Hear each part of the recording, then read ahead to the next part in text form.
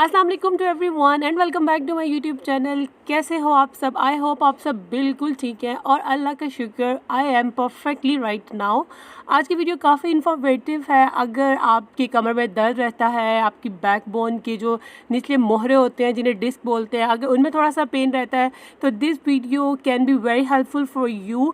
मैं अपना personal experience आपसे शेयर करने जा रही हूँ। आप लोगों को याद हो तो लास्ट व्लॉग में मैंने आपसे शेयर किया था कि मेरी जो है ना वो कमर में बैकबोन में बहुत शदीद पेन रहा और मैंने जो है ना वो 1 वीक बहुत मुश्किल स्पेंड किया। So I thought to share my personal experience के शायद किसी का भला हो जाए और जिन टिप्स को मैंने फॉलो किया आप लोग भी उसे फॉलो करें तो मे बी आपको बहुत ज़्यादा फ़ायदा हो। And this video is totally based on my personal experience, my personal sharing. I am not a doctor, not a consultant, लेकिन जो चीज़ मुझे फ़ायदा दिया आई थॉट कि मैं आपसे शेयर करूँ। तो जनाब स्टार्ट करते हैं।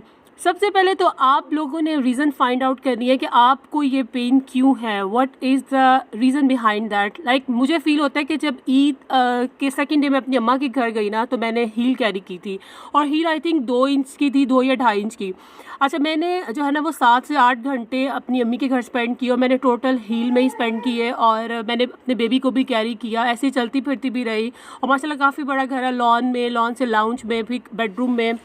और ठीक 2 या 3 दिन बाद मैंने फ़ील किया कि मुझे जो है ना वो बैकबोन में पेन स्टार्ट हो गई और एक शाम तो इतनी शदीद पेन स्टार्ट हो गई कि ना बैठ के सुकून था, ना लेट के, ना मैं कुछ चल फिर सकती थी। और मैं बिल्कुल, मुझे लगता था कि ऐसे जैसे पैरालाइज़ हो गई। मैं ज़रा सा भी मूव करती हूँ तो मुझे जो है ना पेन स्टार्ट हो जाता है बहुत शदीद वाला। सो फर्स्ट ऑफ ऑल तो आप पेन किलर ले लें क्योंकि ये इतना अनबेरेबल पेन होता है। और उसके बाद आप फ़ौरन से किसी अच्छे से डॉक्टर से कंसल्ट करें। मैं ये नहीं कहती आप ऑर्थोपेडिक्स के पास चले जाएं, किसी स्पेशलिस्ट के पास, लेकिन आप एक अच्छा डॉक्टर हो जो आपको अच्छी मेडिकेशन आपकी स्टार्ट करवा दे। डॉक्टर को जाके अपनी रीज़न भी बताएं और अपनी पूरी कंडीशन बताएं और जो डॉक्टर आपको ट्रीटमेंट दे आपने उसको कंप्लीट फॉलो अप करना है।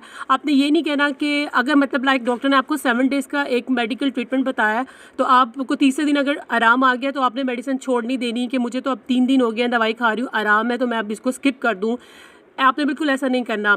और बात लोग ऐसा करते हैं कि अगर डॉक्टर ने आपको सुबह शाम जो है ना वो पेन किलर दी होती है, वो सुबह लेते हैं तो उनको शाम तक सुकून रहता है, तो वो शाम की जो दवाई है ना वो स्किप कर देते हैं। आपने ऐसा बिल्कुल नहीं करना। डॉक्टर ने आपको अगर 7 डेज़ का या 6 डेज़ का जितना भी आपको मेडिकेशन बताई है ना, आपने उसको कंप्लीट फॉलो अप करना है। आपने एक भी टाइम की मेडिसिन जो है स्किप नहीं करनी। चाहे आपको सुबह की पेन किलर से बहुत आराम भी हो, फिर भी आपने शाम वाली पेन किलर लाजमी लेनी है। अच्छा, डॉक्टर की मेडिकेशन के साथ साथ आपने अपनी लाइफ में कुछ चेंजिंग्स करनी है। लाइक आपने स्टेयर से अवॉइड करना है। अगर आप दिन में 4 से 5 दफ़ा या 6 से 7 दफ़ा स्टेयर्स चढ़ते हैं तो आप उसको कम से कम कर दें और कोई भी वेट उठा के ना चढ़े। मेरे साथ भी ये प्रॉब्लम है कि मेरा जो बेडरूम है वो ऊपर है और मेरे ऊपर से नीचे वाले फ्लोर में कोई 7 से 8 चक्कर लास्ट में लगते हैं। तो मैं अब क्या करती हूँ, अपने बेबी को कैरी करके ऊपर नहीं ले जाती, उसके मैं खुद कहती हूँ कि वो स्टेयर्स जो है ना वो ऊपर चढ़ता, मैं उसके पीछे पीछे आती हूँ। मैंने इस चीज़ को भी अपनी रूटीन में शामिल किया है कि मैंने वेट उठा के जो है ना वो स्टेयर्स पे नहीं चढ़ना। और आप लोग भी अगर ये गलती कर रहे हैं, कोई वेट कैरी करके आप स्टेयर्स चढ़ते हैं, तो आप इसको बिल्कुल स्किप कर दें और अपनी स्टेयर्स का विजिट भी कम कर दें और कोई वेट उठा के भी आपने ऊपर नहीं चढ़ना। अच्छा, ज़मीन पे गिरी हुई कोई भी चीज़ है आपने इस तरह झुक के नहीं उठानी। जैसे फारिस जिस पोजीशन में आपको नज़र आ रहा है, आपने इस तरह से कोई भी चीज़ नहीं उठानी ज़मीन से। आपने बिल्कुल प्रॉपर ज़मीन पे बैठना है, उसके बाद कोई चीज़ उठानी है और फिर आपने खड़े होना है। बिकॉज अकॉर्डिंग टू डॉक्टर जब आपके बैकबोन में पेन हो या आपके जो निचले मोहरे होते हैं उसमें हल्का सा गैप हो और अगर आप इस तरह कोई चीज़ उठाते हैं तो आपकी जो कमर होती है बड़ी नाजुक हालत में होती है और ये बड़ा डेंजरस हो सकता है आपके लिए। तो आप इस पोजीशन से भी अवॉइड करें। मैं खुद भी अब अवॉइड करती हूँ कि इतने ज़्यादा बच्चे मैसअप क्रिएट करते हैं रूम में और इतने टॉयज़ उनके पिकअप करने पड़ते हैं फ्लोर से। तो मैं प्रॉपर नीचे बैठती हूँ, उनकी चीज़ें पिकअप करती हूँ, फिर अब मैं खड़ी होती हूँ। मैं इस वाली पोजीशन से भी कंप्लीट अवॉइड कर रही हूँ, इससे भी मुझे बहुत फ़र्क फील होता है। अच्छा, जैसे हम नमाज के लिए रुकू करते हैं ना, उतना आप अपनी कमर को बेंड करें तो ये आपके लिए बहुत फ़ायदा है। लेकिन आप अगर उससे नीचे जाके कोई फ्लोर से चीज़ उठाते हैं तो वो आपके लिए डेंजरस हो सकता है। अच्छा, और तीसरी बात, आपने जब रात को सोना है तो अपनी कमर पे सपोर्ट देनी है। कोई कुशन ले लें, कोई पिलो ले लें, कोई सॉफ्ट टॉयज़ ले लें। आपने अपनी कमर को सपोर्ट दिए बगैर नहीं सोना। लाइक आपने स्ट्रेट सोना है और हार्ड चीज़ पे सोना है और अपनी कमर को कभी लेफ़्ट पे हैं तो सपोर्ट दें, राइट पे हैं तो सपोर्ट दें करवट में। इससे भी बहुत ज़्यादा फ़ायदा होता है। बल्कि मुझे तो लगता है मुझे 70% इसी से फ़ायदा हुआ है कि मैं सपोर्ट देती हूँ अपनी कमर को और जब आप फिर सुबह उठते हैं आपकी कमर थकती नहीं है, उसमें पेन नहीं होता। और कोई भी हैवी चीज़ उठा के इधर से उधर मत रखें, लाइक कोई हैवी कैन्स हो गई, कोई भी हैवी वेट आपने उठा के इधर से उधर नहीं रखना, क्योंकि ज़्यादा सी सेक्शन है या जैसे भी आपने नेचुरल डिलीवर किया बेबीज़ को, वो वाली बॉडी नहीं रहती, उस तरह से स्ट्रॉन्ग नहीं रहती है। तो बहुत ज़्यादा फीमेल्स को एहतियात करनी चाहिए कि आप कोई भी वेट उठा के इधर से उधर कर रही हैं, आप ऐसा बिल्कुल ना करें। और अपनी पोजीशंस का ख्याल रखें, लाइक अगर आप ज़्यादा देर खड़े होकर कुकिंग कर रही हैं, बर्तन वॉश कर रही हैं, तो थोड़ी देर के लिए बैठ जाएँ। अगर आपका सिटिंग वाला काम ज़्यादा है तो आप फिर थोड़ी देर के लिए लेट जाएँ, लाइक आपकी जो बैकबोन है ना, आप उसकी पोजीशंस को चेंज करती रहे।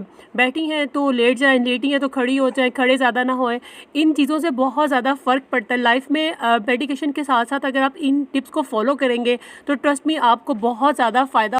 और यहाँ मैं आपसे कुछ पिक्चर्स शेयर कर रही हूँ, ये सप्लीमेंट की है जो कैल्शियम और विटामिन D3 के सप्लीमेंट्स होते हैं। वैसे तो अच्छा डॉक्टर होगा तो आपको वो खुद ही प्रिस्क्राइब करके देगा, लेकिन अगर आपके डॉक्टर ने आपको कोई भी इस तरह का सप्लीमेंट प्रिस्क्राइब करके नहीं दिया तो आप खुद से लेना स्टार्ट करें, और डेली आपने एक टैबलेट लेनी है। और ये मैं वो वाली पिक्चर शेयर कर रही हूँ जो कि एक बहुत ही अच्छे ब्रांड्स की बहुत सारा मार्केट में अवेलेबल है, जो मैं यूज़ करती रही हूँ, जो मैं खाती रही हूँ, मैं वो आपसे शेयर नहीं कर रही। और ना मैं आपको ये बोल रही हूँ कि जो पिक्चर्स मैंने आपको दिखाई आप इनमें से कोई विटामिन कोई सप्लीमेंट लें। आप अपने अच्छे से डॉक्टर से जो है ना वो प्रिस्क्राइब करवा लें जो आपको सूट करे, और अपनी रूटीन में अपनी डाइट में एक टैबलेट रोज़ाना शामिल करें। अच्छा, कैल्शियम एक ऐसा मिनरल है जो बॉडी के फंक्शंस के लिए बहुत ज़्यादा ज़रूरी है, स्पेशली हड्डियों की फॉर्मेशन के लिए, उसकी मेंटेनेंस के लिए। तकरीबन 99% जो हमारे जिस्म का कैल्शियम है ना वो हमारी हड्डियाँ और दांत ही हैं। और जो विटामिन D है ना, ये कैल्शियम को बॉडी में एब्जॉर्ब करने में बहुत ज़्यादा हेल्प करता है। अब आप खुद देखें कि इसका जो कॉम्बो होता है विटामिन D3 का और कैल्शियम का, ये कितना ज़रूरी है हमारी बॉडी के लिए। विटामिन D3 बहुत हेल्थ बेनिफिट्स रखता है, ये हड्डियों को मजबूत करता है, मसल्स को स्ट्रॉन्ग बनाता है, इम्यूनिटी को बूस्टअप करता है, और इसलिए इसका जो इंटेक है ना हमारी लाइफ में बहुत ज़रूरी है। और जो कैल्शियम के सोर्सेज होते हैं, the best sources of calcium products are dairy products, जैसे दूध, दही, चीज़, और बादाम में भी बहुत ज़्यादा कैल्शियम पाया जाता है।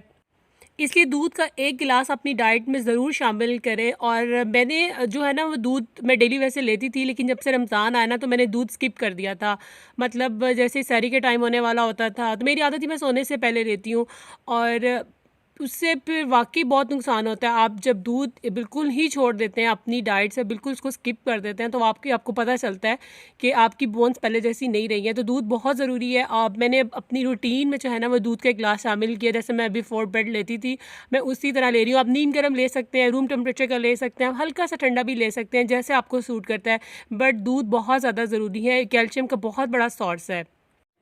और इसके साथ साथ आपने CAC 1000 का इस्तेमाल भी लाजमी करना है, और डेली एक कैल्शियम की टैबलेट पानी में डिज़ोल्व करके ज़रूर पीना है।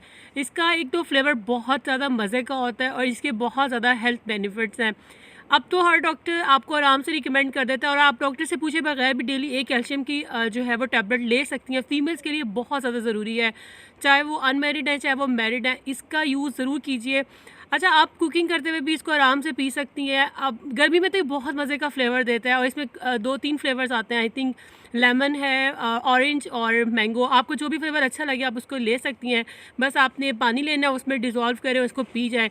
और मैं कुकिंग करते हुए लास्ट में इसको लेती हूँ। इससे ये तो कि आपको अगर ओवर स्वेटिंग हो रही है या आप किचन में गर्मी है तो ये एकदम आपकी बॉडी को कूल डाउन कर देती है, और साथ ही आपको वाकई एनर्जी फील होती है। मतलब BP लो हुआ होता है ना, तो इसको पीने के बाद एकदम आप एनर्जेटिक से हो जाते हैं। और ये विटामिन D3 और कैल्शियम का बेस्ट कॉम्बिनेशन है। और मेरा तो फेवरेट जो है ना वो ऑरेंज फ्लेवर है, और मैं स्टार्ट से यही लेती हूँ, और डेली मैंने एक टैबलेट लास्ट में लेनी होती है। और मैं काफ़ी अरसे से इसको ले रही हूँ, लेकिन मैं रेगुलर नहीं थी, बीच में मैंने स्किप कर दी थी। लेकिन जब से ये हेल्थ इशू हुआ मेरे साथ बैकबोन का, तो मैं इसको डेली मैंने एक कर दिया। अब मैं बिल्कुल भी स्किप नहीं करती। अच्छा, उसके साथ साथ ये मैं आपको दिखा रही हूँ इन ड्रॉप D, ये एक एम्प्यूल है, ऑरल एम्प्यूल है, लाइक ये पीने वाला इंजेक्शन आप इसके कह सकते हैं। और ये भी आप अपने डॉक्टर से प्रिस्क्राइब करवाएं, और आप हफ्ते में 1 या 15 दिन बाद या फिर महीने में 3 आप ले सकते हैं। ये भी विटामिन D3 का एक कहते हैं ना इंस्टेंट आपको जो है ना वो प्रोवाइड करता है, और इंस्टेंट आपकी बॉडी इसको एब्जॉर्ब करती है और आपको इसका इफ़ेक्ट फील होता है। और ये मेरा सेकंड एम्प्यूल है जो मैं आज लेने लगी हूँ। मतलब मैंने 10 डेज़ पहले एक डोज ली थी, और ये मेरा सेकंड एम्प्यूल है। मुझे 4 लेने हैं महीने में। 4 डॉक्टर ने जो है ना प्रिस्क्राइब करके दिए हैं। बस आपने दूध का एक गिलास लेना है रूम टेम्परेचर का, और उसमें डाल के इसको पी लेना है। इसका कोई भी फ्लेवर नहीं होता, ये बिल्कुल टेस्टलेस है, और वैसे दूध का फ्लेवर आपको आता है। और इसको बड़े एहतियात से ओपन कीजिएगा। इसकी जो ग्लास बॉटल है ना वो कि आपके हाथ पे ना लग जाए। तो मेरे हस्बैंड जो है ना वो ओपन करके देते हैं। मेक श्योर आप भी किसी मेल को कहें वो इसको एहतियात से ओपन करके आपको दूध के ग्लास में डाल दे। और ये लाजमी आप लोग इसका कोर्स करें, साथ साथ महीने में 4 आप लें और आपको वाकई फ़र्क फ़ील होगा। आई होप आपको आज की वीडियो अच्छी लगी होगी, आपने क्लिप्स एंजॉय किए होंगे। मैं चूँकि यूट्यूब पे सामने नहीं आती हूँ, मैं वॉइस ओवर वीडियोस बनाती हूँ, तो मुझे बस कुछ क्लिप्स चाहिए होती हैं और उस पर मैं आपसे बात कर सकूँ टॉपिक पे। आपने अपनी मेडिसिन के साथ साथ मेरी इन टिप्स को भी फॉलो करना है और कोई एक्सरसाइज भी किया करें लाइफ में, और इसके साथ साथ पानी ज़्यादा पिए और टेंशन बिल्कुल नहीं लेनी है, क्योंकि जो स्ट्रेस होता है ना ये भी मसल्स को रिलैक्स नहीं होने देता और बॉडी में बहुत सारी जो चेंजिंग्स है ना वो अच्छी नहीं होती हैं। और इसके साथ साथ आप मसाज करवा सकते हैं और बहुत ज़्यादा मार्केट्स में क्रीम्स आती हैं पेन रिलीवर, आप वो भी यूज़ कर सकते हैं। ये बिल्कुल ऑप्शनल है, लेकिन अगर आप इनको रूटीन में शामिल करें तो इससे भी आपको बहुत ज़्यादा फ़ायदा होगा। और बस मैं यहीं पे अपनी वीडियो को एंड कर दूंगी। आई होप आपको आज की वीडियो बहुत अच्छी लगी होगी। If you are new on my channel please subscribe and don't forget to press the bell icon for all notifications on time. अपना रखिएगा बहुत सारा ख्याल। मिलूंगी आपको नेक्स्ट वीडियो में इंशाल्लाह। Thanks for watching, bye and अल्लाह हाफ़िज़।